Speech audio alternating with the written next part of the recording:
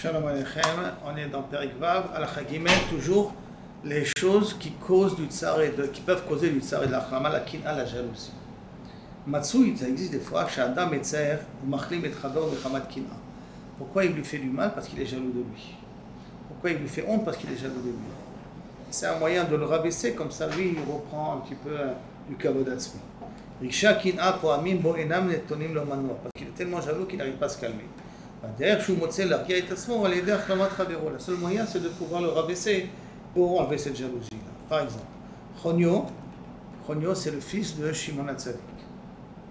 Shimon HaTzadik, on connaît qu'au Beth Amikdash, le Nerma Rabbi, c'était un Kohen Gadol, celui qui a rencontré Alexandre le Grand et tout. D'accord? Et quand il est mort, qui c'est qui a pris la relève? C'est son frère, le frère de Chonio. Chonio a été jaloux, pourquoi son frère est devenu Kohen Gadol. Marlo, bo il amène le chas seder avoda. Viens, je vais t'enseigner comment on travaille. Il bichou bigde ishto, il a habillé comme les habits de sa femme. Il mido etzel amizbeach. Il a mis devant le mizbeach. Mar l'archiva kohanim reu ma nadarze shel bash bayom itmonuto le Kohen Gadol. Regardez, celui-là qui vient d'être nommé Kohen Gadol, c'est son frère. C'est son frère. Parce qu'il était jaloux, donc il a essayé de lui faire honte. Dans Gemara Menachot, on l'apprendra ça, lui faire honte. Hachem Irachem, et à cause de ça, Chonio, il est parti en Alexandrie et a construit un deuxième Beth Amikdash en Alexandrie. Il a loué des Kohanim d'Eretz Israël, il les a fait descendre en Alexandrie, et ce Beth Amikdash a tenu 200 et quelques années, 250 ans, avant qu'il soit détruit avec la communauté d'Alexandrie. Et le même Beth Amikdash, et la Gemara demande, est-ce que c'est Avodah Zara, c'est pas Avodah Zara? Est-ce que rien qu'il a été ouvert le Issour de ne pas faire de korbanot en dehors du Beth Amikdash? Ou plutôt ça s'appelle le maître de la Avodah Zara là-bas? C'est une marloquette dans la Gemara. Mais en tout cas, à cause de la jalousie, qu'est-ce qu'un homme est capable de faire? Un autre exemple, Rabbi Israël Missenat Aya Nochar dans une choupa, qu'il est venu un des Mechoutanim, donc un des beaux-pères, Ba'avar Sandal Ba'animarut. Qu'à l'époque il était un cordonnier, il était très pauvre, et Baruch Hashem, Olam Berobot Hashanim, il irait à l'Oatzlachat Panim et Niaché. Un jour, il a réussi dans sa vie, il est devenu riche. Et d'ailleurs, je vais raconter l'histoire parce qu'elle est assez impressionnante. Et donc, il était présent dans ce mariage-là, où maintenant le cordonnier qui est devenu riche a invité les notables de la ville, les riches de la ville, les juifs.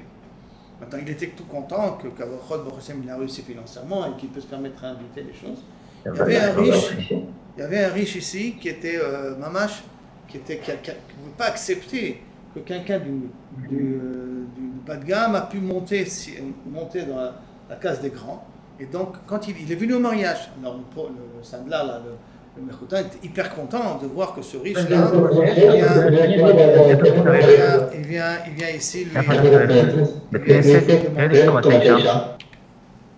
et donc il vient, il le reçoit avec le bras ouvert.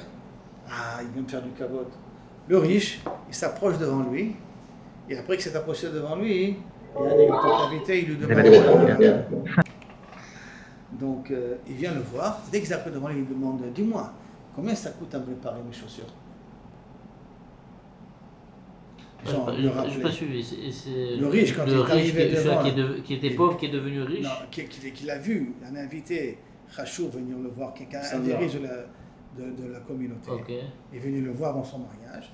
Alors, quand il est venu devant lui, il vient pour le recevoir, le Sandlar qui est à l'époque, qui marie sa fille. Okay. Alors le riche, quand il arrive devant lui, il le regarde, il dit, dis-moi, combien ça coûte à réparer mes chaussures? Devant tout le monde. Tu te rappelles que tu es en fin de compte un Sandlar, toi, hein? N'oublie pas, hein? Tu ne te prends pas pour l'aristocratie de la commune du riche. Pas joli. Quand Rabbi Israël Missenat il a vu ça, il a décidé, c'est plus possible de uniquement étudier la Gemara. Il faut que les gens comprennent ce que c'est le Moussa. C'est pour ça qu'il a commencé à créer la Shitat HaMoussa.